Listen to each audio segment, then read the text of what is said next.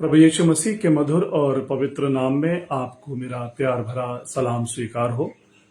मैं परमेश्वर का धन्यवाद करता हूं आज के इस नए दिन के लिए जो प्रभु यीशु मसीह के अनुग्रह से मुझको और आपको मिला है। और मैं परमेश्वर पिता के प्रेम, प्रभु यीशु मसीह के अनुग्रह और पवित्र आत्मा की सहभागिता में भला और अच्छा हूं। और ये कामना करता हूं, प्रार्थना करता हूं कि प्रभु यीशु मसीह के प्रेम में आप भी स्वस्थ और भले अच्छे रहें और आनंदित रहें। आज का दिन आपके लिए बहुत ही शानदार हो और आप प्रभु के प्रेम और उसकी आराधना में आगे बढ़ते चले जाएं। मेरे प्रियो, प्रातःकाल प्रभु परमेश्वर के जीवित वचन पर अपने ध्यान को केंद्रित करना चाहता हूं और चाहता हूं कि वो बात जो प्रभु ने आज मुझे बताई है आप तक पहुंचाऊं। और प्रभु यीशु मसीह की वो बात जो यूहन्ना रचित सुसमाचार के 15वें अध्याय में मिलती है, मैं आप तक उस बात को पहुंचाना चाहता हूं। एक बड़ा प्रश्न है, एक बड़ी सोच करने की बात है। प्रभु यीशु मसीह कहते हैं यूहन्ना रचित सुसमाचार 15वां अध्याय और उसकी दूसरी आयत में, जो डाली मुझ में है और नहीं फलती उसे वो काट डालता है। प्रभु कह रहे हैं जो डाली मुझ में है और नहीं फलती उसको वो काट देता है। अब मेरे प्रियो, विश्वासी होने के नाते, कलीसिया का सदस्य होने के नाते, पिता, पुत्र और पवित्र आत्मा के नाम में बपतिस्मा लेने वाला व्यक्ति होने के नाते हमारे लिए ये सोचने, समझने और इस पर मनन करने की बात है कि जो डाली मुझ में है, यानी जो डाली प्रभु यीशु मसीह में है, तो वो फलती क्यों नहीं है। प्रभु कहे जो डाली मुझ में है और नहीं फलती उसको वो काट देता है। बड़ा प्रश्न है जो आज हमारे लिए विचारणीय है कि जो डाली मसीह में है, जो डाली प्रभु यीशु मसीह में है, तो वो फलवंत क्यों नहीं होती। जबकि पौलुस प्रेरित ने पहला कुरिन्थियों 5 अध्याय के 17वीं आयत में लिखा है कि इसलिए अब जो मसीह यीशु में है वो नई सृष्टि है, पुरानी बातें बीत गईं, देखो वो सब नई हो गई हैं। एक व्यक्ति प्रभु यीशु मसीह में आने के बाद, एक व्यक्ति प्रभु यीशु मसीह को अपना उद्धारकर्ता ग्रहण करने के बाद नई सृष्टि बन जाता है। प्रभु यीशु मसीह में आ जाने के बाद एक नए जन्म को प्राप्त कर लेता है। यहां तक कि उस पर विश्वास करने के बाद परमेश्वर की संतान होने का अधिकार प्राप्त कर लेता है। तो प्रभु यीशु मसीह यहां इस बात को कह रहे हैं कि जो डाली मुझ में है और नहीं फलती। मेरे प्रियो, आज बहुत ही विचार करने की बात है। और तब जल्दी हम यूहन्ना रचित सुसमाचार के 15वें अध्याय में आगे बढ़ते हैं तो हमको वहां देखने को मिलता है 5वीं आयत में कि मैं दाखलता हूं, तुम डालियां हो, जो मुझ में बना रहता है और मैं उसमें, वो बहुत फल फलता है। ये बात एक सिक्के का दूसरा पहलू है। मैं प्रभु में हूं, क्या प्रभु मुझ में है? ये बड़ा प्रश्न है जो मुझको अपने आप से पूछना है और आपको अपने आप से पूछना होगा। प्रभु कहते हैं जो मुझ में बना रहता है और मैं उसमें, वो बहुत फल फलता है। आज सोचने वाली बात है या जानने वाली बात है या निरीक्षण करने वाली बात है, क्या मेरा प्रभु मुझ में है? मैं प्रभु में हूं, विश्वास करके मैंने प्रभु यीशु मसीह को अपना व्यक्तिगत उद्धारकर्ता मान लिया है। मैं प्रभु में हूं, लेकिन क्या प्रभु मुझ में है? मेरे प्रियो, यदि आप अपने जीवन में इस बात को जानना चाहते हैं या इस बात की जांच करना चाहते हैं, तो आपके लिए परमेश्वर के वचन से, मेरे लिए परमेश्वर के वचन से एक बात जो है उभर कर सामने आती है। वो है नीति वचन की पुस्तक और उसका 3रा अध्याय और उसकी 5वीं आयत में। वहां पर राजा सुलेमान इस बात को कहते हैं पवित्र आत्मा की प्रेरणा से कि तू अपनी समझ का सहारा ना लेना, वरन संपूर्ण मन से यहोवा परमेश्वर पर भरोसा रखना। मेरे प्रियो, जब तक मैं और आप अपनी जिंदगी में अपनी समझ का सहारा छोड़कर संपूर्ण मन से परमेश्वर यहोवा पर भरोसा नहीं करते, संपूर्ण मन से प्रभु यीशु मसीह पर आधारित नहीं हो जाते, तब तक ये बात अधूरी होती है कि प्रभु मुझ में है। मैं तो प्रभु में हूं, लेकिन अपनी समझ का सहारा लेके चलता हूं।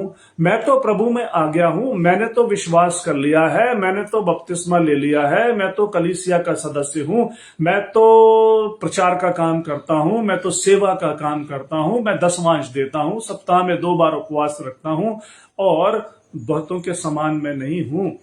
लेकिन बात यह है, फिर भी इतना सब कुछ होने के बाद भी यदि अपनी जिंदगी में अपनी समझ का सहारा लेकर के चलता हूं, तो इसका मतलब यह है कि प्रभु मुझ में नहीं है, उसकी इच्छाएं मेरी जिंदगी में प्राथमिक नहीं है, और उसकी इच्छाएं यदि मेरी जिंदगी में प्राथमिक नहीं है, तो वो डाली कभी फलवंत नहीं होती।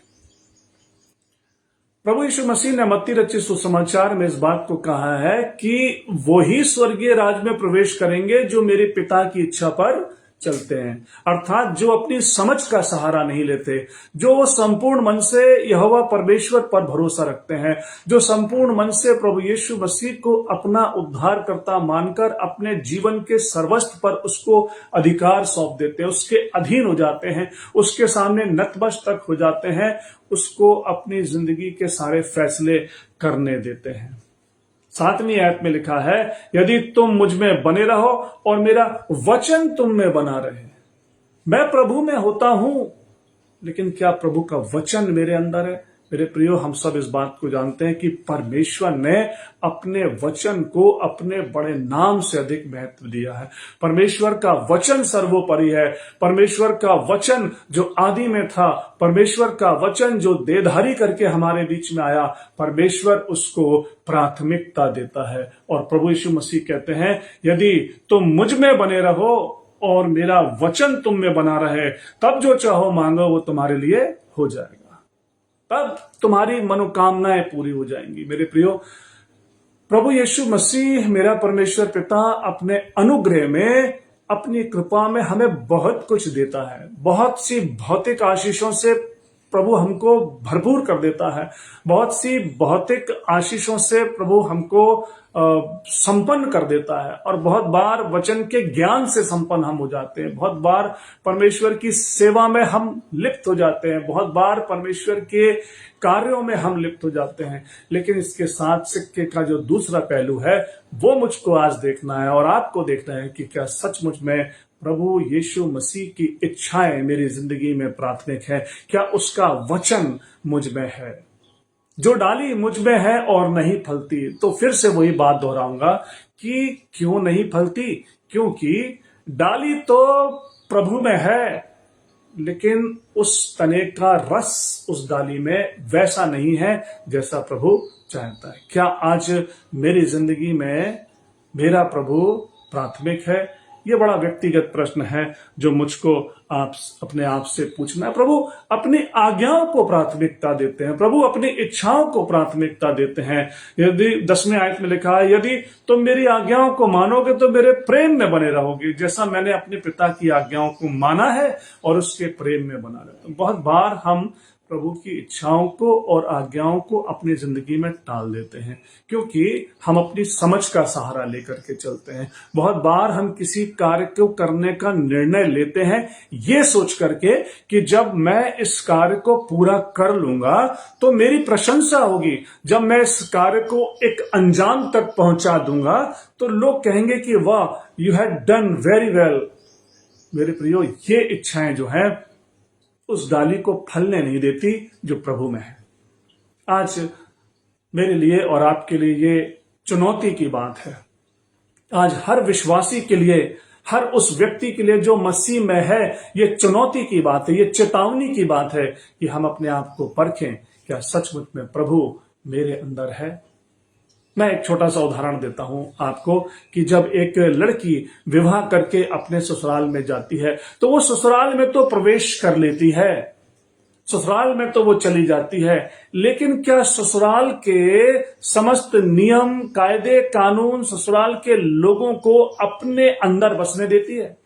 मेरे प्रियो, यदि एक बहू, एक लड़की विवाह करके ससुराल में जाए, ससुराल में उस घर में प्रवेश तो कर ले, लेकिन वहां के नियम और कायदे और कानून और परंपरा और वहां की संस्कृति को यदि अपने अंदर ना बसने दे, तो वो बहू पसंद नहीं की जाएगी। ये दुनियावी एक उदाहरण है। उसी प्रकार से यदि मैं तो प्रवेश कर लेता हूं, प्रभु मैं तो आ जाता हूं, लेकिन प्रभु की इच्छाएं मेरे अंदर नहीं आती, प्रभु के आज्ञाएं मेरे अंदर नहीं आती, तो डाली फलती नहीं है। प्रभु यीशु मसीह इस बात को कह रहे हैं। आगे कहते हैं 12वीं आयत में, मेरी आज्ञा यह है कि जैसा मैंने तुमसे प्रेम रखा वैसा ही तुम भी एक दूसरे से प्रेम रखो। बड़ा प्रश्न है। आज रविवार, इसके पहले कि मैं और आप परमेश्वर की आराधना करने के लिए परमेश्वर के भवन को जाएं, मैं अपने आप से पूछूं, इसके पहले कि कभी भी हम पवित्र ब्यारी में सम्मिलित होने के लिए जाएं, प्रभु भोज में सम्मिलित होने के लिए जाएं, मैं अपने आप से पूछूं, क्या मैं अपने पड़ोसी से अपने समान प्रेम रखता हूं? क्या मैं अपने लोगों से, अपने विरोधियों से प्रेम रखता हूं? यदि रखता हूं तो अपने प्रभु की इच्छा को पूरा करता हूं। इसका मतलब यह है कि मेरा यीशु मुझ में है, इसलिए तो मैं लोगों से प्रेम कर पाता हूं। मैं मसीह में हूं, लेकिन यदि मसीह मुझ में नहीं है तो सारी की सारी जो व्यवस्था है वो अधूरी है। वो उस सिक्के के समान है जो खोटा है, जिसका एक पहलू तो अच्छा है लेकिन दूसरा पहलू घिसा हुआ। आज इसी चुनौती के साथ, इसी चेतावनी के साथ मैं परमेश्वर के वचन को आपके सामने लेकर के आया हूं अपने लिए, कि क्या सचमुच मैं मसीह में हूं, मेरा मसीह मुझ में है। परमेश्वर हम सबको आशीष दे। प्रभु यीशु मसीह के पवित्र नाम की जय हो। धन्यवाद। जय मसीह की।